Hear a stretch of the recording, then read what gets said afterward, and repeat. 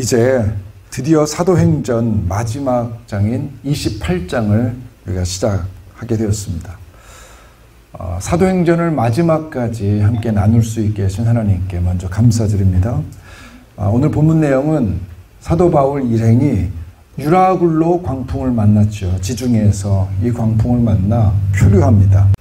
그리고 난파가 되어서 지중해를 헤맨 지 2주 만에 어느 섬에 도착했는데 그 섬이 멜리데였다라는 거죠. 그래서 이 멜리데에서 일어난 사건을 오늘 함께 나누게 됩니다. 자, 1절 말씀을 다시 한번 보겠습니다. 1절 말씀 같이 읽습니다. 시작. 우리가 구조된 후에 안즉 그 섬은 멜리데라 하더라. 자, 사도행전의 마지막은요, 멜리데의 섬에서 일어나는 이야기로 시작됩니다. 그 현대 이 지명은 몰타죠. 몰타섬입니다. 아주 지금 유명한 관광지라고 알고 있습니다. 그런데 원래 바울의 목적지는 로마였지 않습니까? 로마가 종착지인데 여전히 그는 그곳에 이르지 못합니다. 나중에 더 읽어보시면 16절이 되어서야 결국 로마에 들어갔다는 내용이 나오고요. 그러고 나서 사실은 바울이 예루살렘에서 잡힐 때부터 성령님께서 말씀하십니다. 네가 로마에 들어가 가이사에게 복음을 증거하게 될 것이다. 그 약속을 들은 상태에서 지금 3년, 거의 3년 동안 로마는 들어가지 못하고 지금 표류해서 결국 도착한 곳이 멜리데의 섬이었어요. 마지막에 들어가는 내용은 결국 16절 이하에 나와요. 그리고 로마에 들어가서 지나는 내용은 짧아요. 그리고 사도행전이 끝나버립니다. 이게 무슨 의미일까? 왜 이렇게 사도행전이 기록되었을까? 여러분, 하나님은 당신의 약속이 성취되는 그 결과보다도 그 약속이 우리를 통해서 어떻게 성취되어 가는지 그 과정에 하나님이 더 관심이 있다는 사실이죠. 하나님은 전능하세요. 그래서 당신이 하신 약속을 반드시 이루십니다. 할렐루야. 이것은 100% 확실한 사실이에요. 그분이 말씀하셨으면 그대로 돼요. 문제는 우리가 그것을 얼마나 믿느냐라는 거예요. 우리가 그 믿음을 얼마나 붙들고 있느냐, 얼마나 기다리고 인내하면서 그것을 바라고 있느냐, 그것이 관건입니다. 그러니까 하나님은 우리가 포기하지 않고 끝까지 믿음을 붙들기 바라십니다. 그렇게 되면 하나님은 우리가 기대했던 것 이상으로 우리에게 풍성한 결과를 베푸신다는 그 사실을 주님이 이 사도행전을 통해서 말씀하십니다. 따지고 보니까 정말 훨씬 더 풍성했던 거예요. 자, 생각해 보십시오. 멜리데 섬은 본래 바울이 계획을 했던 사역지가 아닙니다. 그가 가기를 원하던 곳이 아니었고요. 그는 로마 수도, 로마 제국의 수도에 들어가기를 원했어요. 그래서 가장 높은 자에게 복음을 전하려고 했습니다. 그런데 하나님은 바울을 그가 원치 않는 곳으로 이끌어 가셨습니다. 제국의 수도가 아니라 외딴 섬입니다. 교육을 받은 문명인들이 아니라 원주민이 있는 그 땅이었습니다. 여러분, 우리 인생이 이래요. 종종 우리가 이처럼 원하지 않는 땅으로 인도되고요. 원하지 않는 상황을 맞게 됩니다. 여러분, 우리가 원하는 대로 사는 인생이 도대체 얼마나 될까요? 내가 하고자 하는 대로 사는 그 인생이 과연 우리 가운데 얼마나 될까요? 우리가 지금 두바이에 있는 것도 본래부터 우리가 원하던 일은 아니었잖아요. 성경의 많은 인물들이 그것을 대변해 줍니다. 여러분, 요셉의 경우를 보세요. 요셉이 처음에 등장할 때부터 하나님께로부터 원대한 꿈을 꿉니다. 그런데 그가 자신이 이집트의 노예로 팔려갈 것이라고는 상상이나 했겠습니까?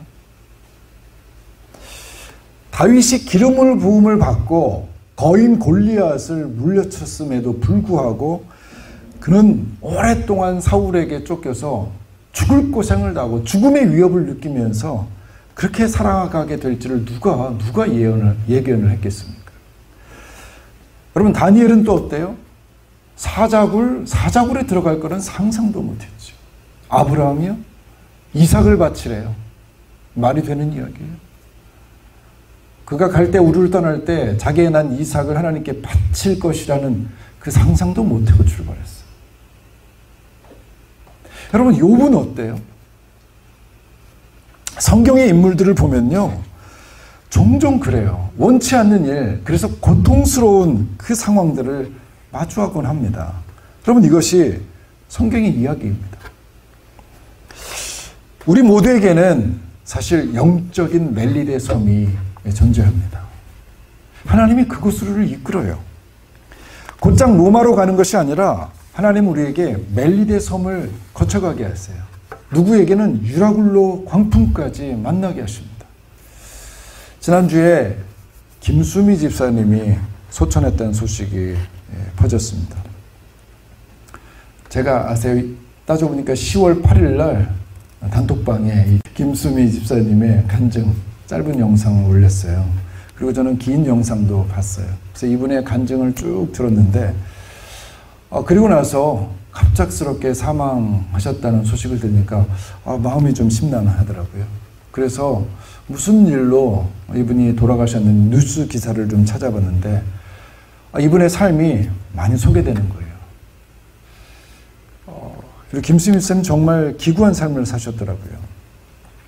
어릴 때 이미 시골에서 어머니를 잃어버리고 혼자 상경합니다. 서울에 올라와서 혼자 바득바득 살아낸 거죠. 왕따도 당하면서 기필코 살아내려고 고생을 다해서 결국은 연예인 지망을 했고 연예인이 됩니다. 결혼하자마자 남편이 외도해요. 그래서 바깥으로 돌아다니면서 아침마다 술을 먹는 알코올 중독자가 되었다고 합니다. 밖에서는 안 마셔요. 고통스러우니까 집에 오면 아침마다 술로 하루를 시작할 수밖에 없었다는 거예요. 그리고 결혼하면서 사실은 시어머니 때문에 결혼한 거예요.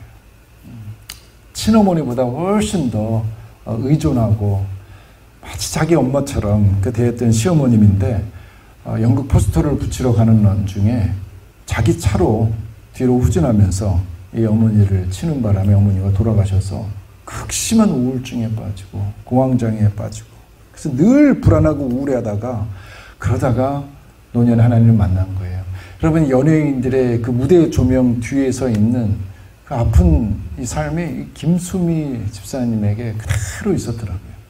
예수님을 만난 지 한 3년에서 5년 됐나요? 그 시기가 얼마 되지 않았는데 돌아가신 거예요.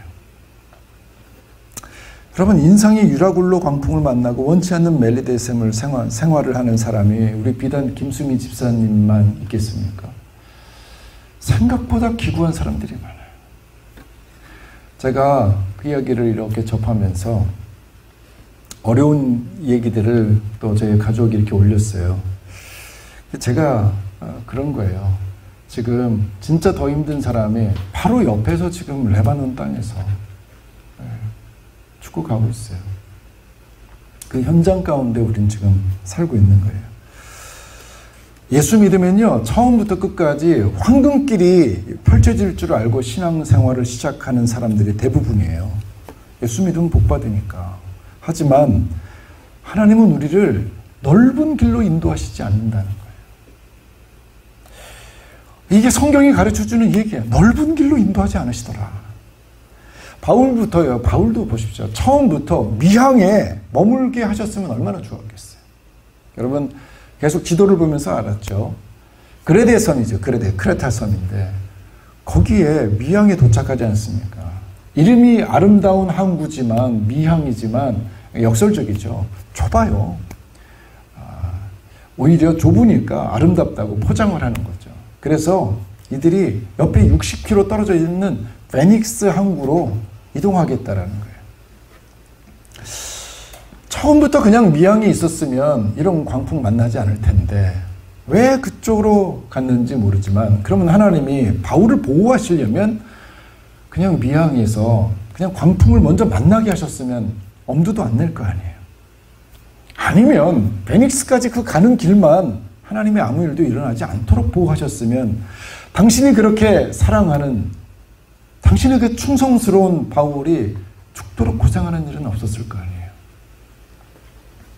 왜 하나님은 신실한 주의 종을 이렇게 고생하게 만드냐라는 거예요. 예수를 얼마나 잘 믿어요. 평생을 죽을 고비를 다 넘기면서 예수를 전했던 그 바울을 왜 2주 동안 여러분 1시간만 배 잘못하고 멀미해도요 노란 물을 타는데요. 노란 물을 2주 동안 아무것도 먹지도 못하고 이 지옥 같은 고생을 당신의 신실한 종이 하도록 허락하셨어요. 왜 그랬을까? 여기에 대한 답을요 우리 28장에서 사실 찾을 수 있어요. 여러 가지 면에서 이것은 하나님의 계획과 섭리가 있었다는 것을 우리는 발견할 수 있어요. 그러나 여러분 무엇보다 중요한 이 한 가지를 잊으시면 안 됩니다. 기독교는 십자가의 종교입니다. 기독교는 십자가의 종교예요. 사랑과 희생을 통해서 생명을 구원하는 종교입니다. 그래서 예수 그리스도의 사랑과 희생이 우리의 생명을 구하는 것처럼 우리 그리스도인들도 똑같은 그 원리가 동일하게 적용된다는 거예요. 생명을 구원하는 일은 우리의 진정한 사랑과 희생을 통해서 이루어지는 거예요. 아무렇게나 그냥 복음 전하면 다 복음이 전파되는 게 아니에요. 생명을 걸고 복음을 전할 때 그 생명을 통해서 하나님의 다른 사람을 구원하는 일이에요. 성도의 사랑과 희생이 불신자의 생명을 구원하는 거예요. 우리 모두 이 일에 부름받은 사람들이에요. 오늘 본문이 이렇게 시작하죠. 우리가 구속된 후에 안즉 우리가 구조되었다. 누가 구조된 겁니까? 바로 그 앞절이죠. 27장 마지막 절 우리 읽지 않았습니까? 27장 44절 말씀인데요. PPT와 함께 읽어볼까요? 시작. 그 남은 사람들은 널조각 혹은 배 물건에 의지하여 나가게 하니 마침내 사람들이 다 상륙하여 구조되니라. 마침내 사람들이 다 상륙하여 구조되니라. 어떤 사람들? 바울과 누가와 아리스다고를 포함한 270여 명, 전체 276명이 다 구조되었다라는 거죠. 그들이 다 구조된 후에라는 거예요. 바울과 그 제자들의 수고와 그 희생으로 인해서 270명이 다 구원받은 기적 같은 사건이 벌어졌다는 거예요. 그 뒤에 알게 된 것은, 다 구조된 다음에 알게 된 것은 결국은 멜리베 섬에 있는 사람들도 하나님께서 구원하시려는 계획이 있었다는 사실이에요. 그래서 지금 그 이야기가 그 뒤로 계속 전개되고 있는 거죠. 2절 말씀입니다. 2절 제가 읽습니다. 비가 오고 날이 참에 원주민들이 우리에게 특별한 동정을 하여 불을 피워 우리를 다 영접하더라. 276명이 다 구조된 후에 멜리데 섬에 있는 원주민들이 그들을 영접했다라는 거예요. 근데 감사하게도 이 원주민들이 난파된 사람들을 도왔는데 이게 왜 감사한 일이냐면 그냥 돕는 게 아니에요. 뭐라고 표현이 되냐면 특별한 동정이었었다. 그러니까 일반적으로는 조난자들을 별로 도와주지 않았다는 거예요. 근데 이때는 특별한 동정, 일반적이지 않은 거잖아요. 안 도와줬나 봐요. 왜냐하면 지도를 여러분 지금 준비는 안 했는데 여러분 지중해 서쪽의 끝자락이잖아요. 거기에 걸쳐있는 그래서 시칠리아 섬 밑에 걸쳐있는 그 조그만 섬이에요.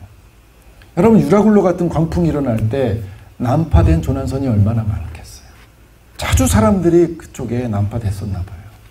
그래서 일반적으로는 그들이 난파됐든 안 됐든 별로 도와주지 않았던 거예요. 그런데 이들은 특별한 동정으로 원주민들이 이 사람들을 돌봐줬답니다. 신기하죠? 특별하다는 거예요. 어찌된 일인지 모르는데 그렇게 많은 사람들을 이 원주민들이 영접해 주더라. 이건 놀라운 점이에요. 아마도 바울은 가이사에게 복음 전할 일만 생각했을 거예요. 왜냐하면 그게 하나님의 약속이니까 가이사에게 가야지. 가이사에게 가야지. 이 약속 때문에 바울은 당시에 최고 권력자 이 로마의 황제 가이사에게 복음을 전하면 이 복음이 아마 훨씬 빠르게 아주 효율적으로 급속하게 온 세상에 확장될 수 있을 거라는 기대를 했을 것 같아요. 그게 아주 상식적인 생각 아니에요? 탑다운 방식으로 진행되는 게 속도가 빠르겠죠. 가장 효율적인 방법이에요. 그러니까 권위자 한 사람의 명령으로 싹 바뀔 수 있는 것. 콘스탄티누스 대제가 그렇게 했잖아요. 정말 그렇게도 해서 정말 세상이 바뀐 것 같죠. 중세 암흑기가 도래하죠. 하나님이 사실은 그 방법을 별로 좋아하지 않는 것 같아요. 그래서 하나님의 계획은 다른 데 있었던 것 같아요. 만약에 하나님이 이 탑다운 방식으로 복음을 전하는 일을 했으면 그냥 하나님이 그냥 오시면 돼요. 무슨 왕들이에요. 그분이 그냥 구름 타고 딱 오셨으면 끝나는 일이에요. 여러분 보십시오. 부활하신 예수님이 빌라도에게만 나타나셔도 이건 끝나는 얘기예요. 그렇지 않겠어요? 지금 현대 와서 뭐 이게 증거니 이런 거 다 발굴하지 않아도 돼요. 그냥 빌라도가 예수님 만나고 너희도 다 믿어라. 순식간에 기독교가 생겼을 거예요. 하나님은 그런데 그렇게 하지 않으셨어요. 당신의 500여 제자들에게 나타나셨는데 권위자 빌라도에게는 나타나지 않았어요. 헤로당에 나타나지 않았어요. 이게 우리를 힘들게 하는 거죠. 근데 하나님의 방식이에요. 하나님의 계획은 배에 함께 탄 276명의 사람들과 멜리데 섬 그 원주민들에게 먼저 복음이 증거되는 일이었어요. 그게 하나님의 계획이에요. 여러분, 곡물 운반선에 탔던 사람들이 높은 신분을 가진 사람들일 일리가 없어요. 멜리데 섬은 원주민들이에요. 그들에게 무슨 권력이 있었겠습니까? 근데 주님은 그들에게 찾아가시고 그들을 구원하는 일을 먼저 하십니다. 그들이 바울을 특별한 동정으로 영접했던 것은 오히려 그들을 구원하시려는 하나님의 특별한 은혜이기도 했어요. 아이러니한 것은 뭐냐면 당시 가이사였던 로마의 황제 네로가 바울이 전한 이 복음을 들었을 텐데 그가 변화됐다는 이야기는 역사상에 없어요. 오히려 네로 황제가 바울을 목베어 죽입니다. 아이러니하지 않아요? 하나님의 약속이 지금 성취됐는데 그러면 그 성취된 약속으로 황제가 하나님께 돌아오면 얼마나 좋아요. 그런데 그에게 순교당하는 것이 약속의 성취가 되고 만다는 거예요. 이거 아이러니하죠. 하나님께서 허락한 복음 증거의 명령 때문에 오히려 순교가 일어납니다. 그러니까 바울 사역의 열매는 가이사가 아니라 270명의 함께 배에 탔던 사람들과 멜리데 섬 사람들이. 생각해 보세요. 한마디로 네로 황제, 그 황제에게 복음을 전한 거와 3달 동안 죽을 고생을 함께 했던 이 사람들에게 바울이 하나님을 체험한 일, 그 기적 같은 일들을 3달 동안 함께 살면서 증거했을 때 여러분 그들에게 믿음이 들어서지 않겠어요? 그러면 여러분 바울이 편안하게 로마로 이송돼서 가이사에게 복음을 전하면 세상이 변하는가? No, 아니라는 거예요. 그렇게 변하는 세상은 하나님이 별로 원하지도 않아요. 오히려 바울의 고난과 그 희생을 직접 보고 경험했던 그 사람들이 그의 복음을 듣고 구원받는 거예요. 여러분 성도의 사랑과 희생이 필요한 거예요. 하나님은 그렇게 복음이 흘러가길 원해요. 우리가 호의호식 잘하고 예수를 믿으라고 할 때 그 믿는 그 믿음과 여러분 고난과 아픔 속에서 전하는 그 믿음을 가진 그 믿음은 여러분 차원이 다르죠. 믿는 사람이 고난을 받아야 하는 이유가 여기 있는 거죠. 여러분 생명은 사랑과 희생을 통해서 얻어지는 거예요. 사랑과 희생만이 생명을 구원하는 거예요. 여러분 우리 자녀들의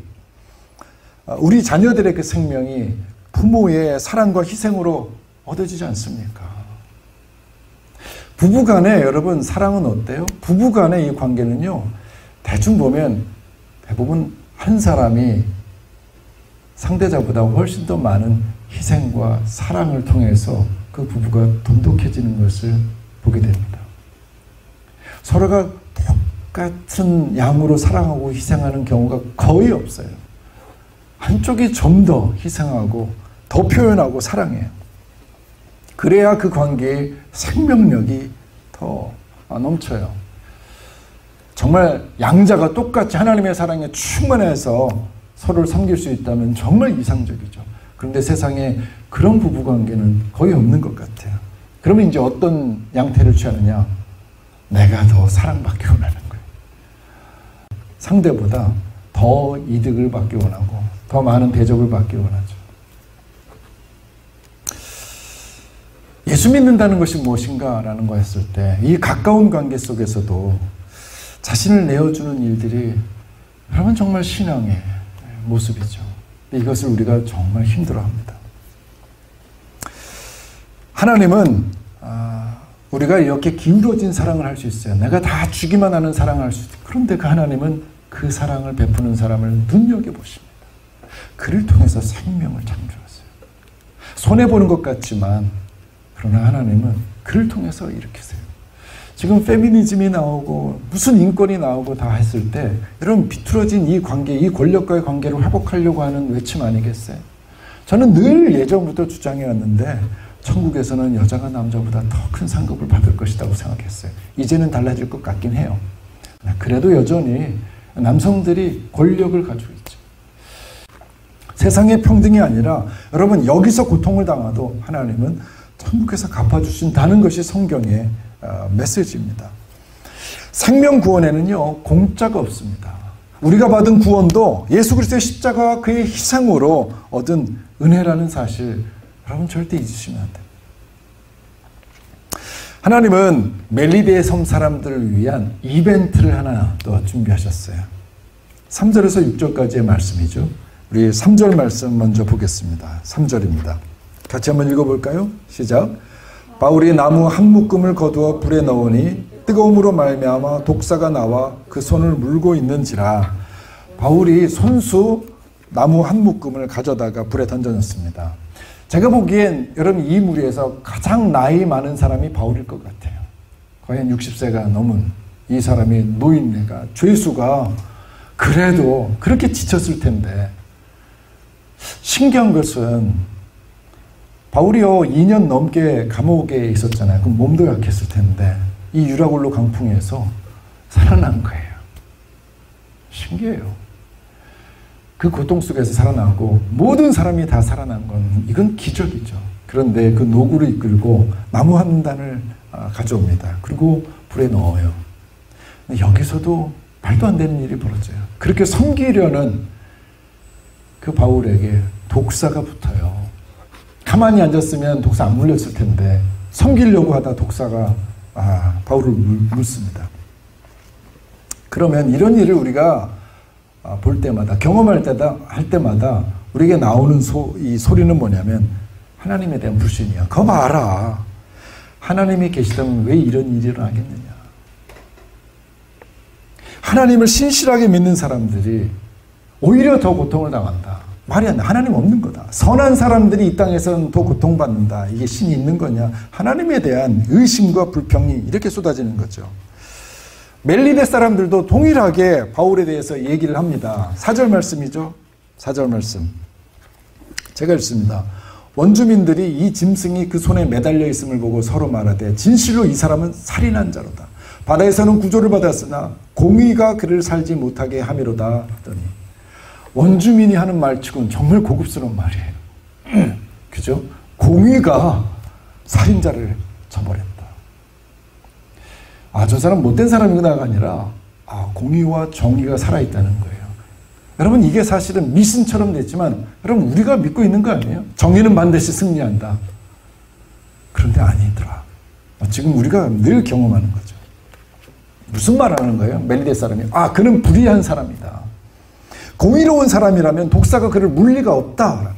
하나님이 계시다면 정의로운 사람이 그런 고통을 당해서는 안 된다라는 거죠. 공의가 그를 살게 하지 못함이로다. 원주민들이 믿는 미신처럼 들리는 말인데 우리의 믿음에도 무의식 속에 이렇게 깔려 있습니다. 그래서 세상의 불의가 득세하는 걸 보면 하나님이 없다고 비난을 하는 거예요. 우리는 항상 이 논리에 휘말려 삽니다. 그리고 우리의 믿음이 역시 휘청거려요. 하나님이 없는 것 같거든요. 불의한 자가 더 잘 사는 것 같거든요. 이중장부를 쓰는 사람들이 훨씬 많은 돈을 얻는 것 같거든요. 하나님 없는 거예요. 실제로 바울처럼 독사에 물려도 살 수 있는 그리스도인들이 얼마나 될까요? 얼마나 많은 사람들이 지금도 이 아프리카 땅에서 믿음 때문에 순교하는 사람들이 있는지 모릅니다. 그러면 하나님이 계시지 않는 건가요? 공의가 실족된 건가요? 공의가 살인자를 심판한 건가요? 하나님 나라의 법과 질서에서 보면 이것이 맞는 것처럼 들려요. 그러나 세상에서 이 원칙이 정확하게 적용되지는 않습니다. 특히 우리처럼 믿는 사람들에게는 여기에 대한 믿음이 더 강력히 요구돼요. 뭐예요? 하나님을 믿는 사람은 화를 당하지 않을 거예요. 하나님 믿는 사람은 축복받을 거예요. 어려움을 당하지 않는 거예요. 왜? 하나님이 보호해 주시니까. 우리가 정말 이 믿음을 확실하게 갖고 있어요. 사실 그래요. 그러나 주님은 여기에 대한 약속을 온전히 해주시지 않았어요. 오히려 주님은 우리가 조롱당할 것이다. 나 때문에 너희들이 업신여김을 당할 것이다. 너희들은 나를 잘 믿을수록 미움받을 것이다. 그럼 이것이 예수님의 말씀이에요. 예수 믿으면 잘 먹고 잘 산다는 얘기가 신약 성경에 어디 나오냐고요.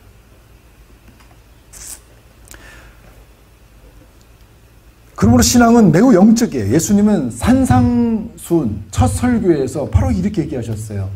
의를 위하여 박해를 받는 자는 복이 있나니 천국이 그들의 것입니다. 나로 말미암아 너희를 욕하고 박해하고 거짓으로 너희를 거슬려 모든 악한 말을 할 때에는 너희에게 복이 있나니 기뻐하고 즐거워라. 하늘에서 너희의 상이 큼이라. 아멘. 아멘. 예수님은 처음부터 신앙인의 삶에 대해서 이렇게 예고하셨어요. 한마디로 육신적으로는 너희들이 손해를 보고 손실을 당할지 몰라도 그러나 영적으로는 너희들이 절대적으로 유익을 얻을 것이며 축복을 누릴 것이다. 여러분, 이것이 예수님의 말씀이에요. 이것이 예수님의 약속이에요. 그것이 우리가 부활을 믿게 되는 근거예요. 우리에겐 부활이 있거든요. 그 신앙 때문에 얼마든지 희생을 감수하고 손해를 감수하는 거죠. 하나님의 약속은 영원하고요. 변치 않습니다. 그런데 오늘 본문에서 바울은 진짜 보호하심을 받아요. 그렇죠? 보호하심을 받는 이야기가 5절 6절에 소개되고 있지 않습니까? 5절 6절 바울이 그 짐승을 불에 떨어버림에 조금도 상함이 없더라. 그 짐승은 지금 뱀이잖아요. 그들은 그가 붙든지 혹은 갑자기 쓰러져 죽을 줄로 기다렸다가 오래 기다려도 그에게 아무 이상이 없음을 보고 돌이켜 생각하여 말하되 그를 신이라 하더라. 하나님은 바울을 보호하셨어요.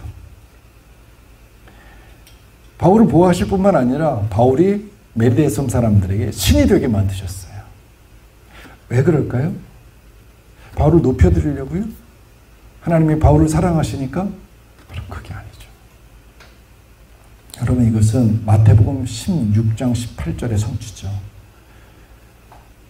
너희가 뱀을 집으며 무슨 독을 마실지라도 해를 당하지 않을 것이다. 여러분, 우리가 아무렇게나 독을 먹고 뱀에 물리면 나 예수 믿습니다 하고 뱀에 물리면 우리가 살 것 같아요? 뱀 물려서 죽은 사람들 정말 많아요. 그런데 이것이 어디서 성취되느냐면 복음을 증거하는 일들에서 성취되는 거예요. 예수 그리스도를 증거하는 그때의 그 사역지에서 성취되는 말씀이에요. 여러분, 사도행전의 진짜 목적, 성경의 진짜 목적은 뭐냐? 그리스도를 증거하는 거예요. 여러분, 여기서 우리가 잘 먹고 잘 사는 게 예수님이 우리에게 주신 복이 아니라 하늘에서 주셨어요. 그리고 여기서는 뭘 하냐면 예수의 증인들하는 거예요. 예수의 증인되는 삶을 살 때 이런 일들이 일어나는 거예요. 다른 사람의 생명을 살리기 위해서 자신을 희생할 때 하나님이 이런 일을 베푸신다는 거예요. 근데 우리는 매번 하나님 앞에 어떤 기적을 원하냐고 마치 바리새인이 예수님에게 나에게 표적을 보이라고 했던 것처럼 나에게 표적을 보여달라. 그럼 내가 믿겠다고 그렇게 하죠. 나쁘지 않아요. 믿음을 위해서 구할 수 있어요. 근데 진짜 표적은 사실은 예수 그리스도를 증언하는 데, 증거하는 데만 일어나요. 저도 선교지에서 경험했던 일이고요. 지금 많은 선교사님한테 듣는 이야기예요. 그리스도를 증거하는 데 있어서 기적이 일어나요. 여러분, 우리의 삶의 궁극적인 목적은 예수 그리스도가 주인이시라는 것을, 주님이신 것을 증거하는 것이에요. 그것이 우리에게 주어진 사명이에요. 그 일 때문에 우리가 여기서 사는 거예요. 안 그러면 빨리 천국 가야 된다고요. 왜 여기서 더 사냐라는 거예요. 그 일 하려고 사는 거예요. 여기서 잘 누리고 편안하게 살다가 가는 것이 여러분 우리가 예수 믿는 목적이 아니라 천국이, 더 좋은 천국이 있어요. 단지 여기서 생명을 전하고 다른 사람을 구원하는 일에 너희가 사랑하고 수고하고 희생하라고 우리를 이 땅에 남겨두신 거죠. 그러므로 여러분, 선교적인 관점에서만 여러분 이 사도행전이 복이 되고 기적이 일어나고 능력이 되는 것을 해석할 수 있어요. 그렇지 않으면 그럼 바울 사도가 왜 이런 고생을 당해야 돼? 우리는 왜 잘 먹고 잘 살아야 되는 거예요? 왜 우리가 평안해야 되는 거예요? 이유가 뭐예요? 그것이 정말 그리스도를 증거하기 위한 것이라면 허락하실 줄 몰라요. 그러나 하나님 우리를 넓은 길로 인도하시지 않는다라는 사실을 줄곧 주장합니다. 그런데 한국교회가 이 일을 주장하기를, 이 일을 선포하기를 게을리하고 있는 거예요. 예수 믿으면 다 복받는다. 그래서 엄청난 부흥이 일어났는데 결국은 지금 사람들의 발에 밟히는 교회가 되고 있지 않습니까? 우리의 사랑과 희생이 없는 거예요. 믿으면 다 잘 된다는 그 축복의 메시지만 흘러가는. 그러다 보니 지금 이 차별금지법 이런 거 하는데도 우리가 이렇게 물리적인 행사를 해야 되는 그런 상황에 처해 있는 거죠. 바울의 수고와 희생이요, 그의 주변 사람들을 구원하는 계기가 되었을 뿐만 아니라 그가 여러분 로마에 도착했을 때 마음껏 복음을 전할 수 있도록 여러분 이 276명이 함께 경험했잖아요. 함께 배 타고 로마에 들어갔잖아요. 그들이 어떻게 얘기하겠어요? 3개월 동안 본 거를 정말 하나님이 살아계시더라. 바울 저 사람은 예수 그리스도의 참된 증거자다고 얘기했을 거 아니에요. 그러니까 나중에 보면 월세방을 주고요. 바울을 지키는 사람도 여러분 군인 하나밖에 붙여주질 않아요. 감옥에 가두질 않아요. 바울이 마음껏 복음을 전할 수 있게 되는 그 배경이 여기서 만들어져요. 그러면 하나님이 바울을 나중에 축복하셨구나. 여러분 이게 축복입니까? 복음 증거하기 위한 거죠. 나중에 네로에게 목 잘려 죽는다니까요. 여러분 우리가 바라는 예수 믿는 것의 축복에 대한 모습입니까? 저는 축복처럼 여겨져요. 그리스도의 말씀을 증거하고 생명을 전하다가 순교할 수 있다는 사실, 엄청난 축복입니다. 그러므로 결국 변해야 될 것은 뭐냐면 우리의 신앙관이에요. 우리의 세계관이에요. 우리는 예수 믿고 무엇을 원하나라. 주님은 이미 얘기하셨어요. 이미 하나님의 나라가 임하였다. 우리에게 정말 큰 것을 주셨어요. 사도행전 1장 8절에서 일어난 그 일들, 너희들이 권능을 받으면 증인이 될 것이다. 너희들이 표적과 기적을 보면 증인이 될 것이다. 제자들은 얘기했어요. 예수님, 이때가 비로소 우리 이스라엘 나라를 회복시킬 때입니까? 그거 상관하지 말아라. 이때가 내가 지금 복을 받을 때입니까? 상관하지 말아라. 너는 성령을 경험하고 그 권능으로 증인이 되라. 우리가 여기서 신앙생활하는 유일한 이유자 목적입니다. 우리 실제적인 현실이 있습니다. 어려움이 있고 아픔이 있고 고통이 있고 병이 있죠. 구해야죠. 하나님이 우리를 자녀 삼으셨는데 들어주시죠. 그러나 여러분 인생의 목적은 분명히 하셔야 됩니다. 영적인 일들과 이 실제 사이에서 하나님과 동행하면서 하나님이 어떻게 일하시는지, 그리고 내가 스스로 십자가의 고난에 뛰어들 수 있을 만한 그 영적인 성장이 있는지, 주님은 우리를 계속 그렇게 성장시키실 겁니다. 여러분들을 평안하게 놔두면 여러분들 성장하지 않아요. 그건 목사인 저 자신도 늘 경험하는 일이에요. 제가 평안해지면 게을러져요. 고민이 있고 아픔이 있고 많은 사람들의 슬픔이 있을 때 기도하지 않을 수 없고 그들을 위해서 울고 밖에 나갈 수밖에 없는 거예요. 근데 일이 잘 되잖아요. 일하다가 지쳐요. 제가 온누리교회에서 많이 경험했어요. 사역에 지쳤어요. 내 안에는 영적 기쁨이 별로 없었어요. 제가 여기 와서 여러분들 한 가정 한 가정 놓고 기도하는 것이 눈물이지만 하나님이 알게 하시는 거예요. 교회가 뭔지를 알게 하시고 여러분들 진짜로 사랑하게 만드셔요. 하나님의 약속은 이루어집니다.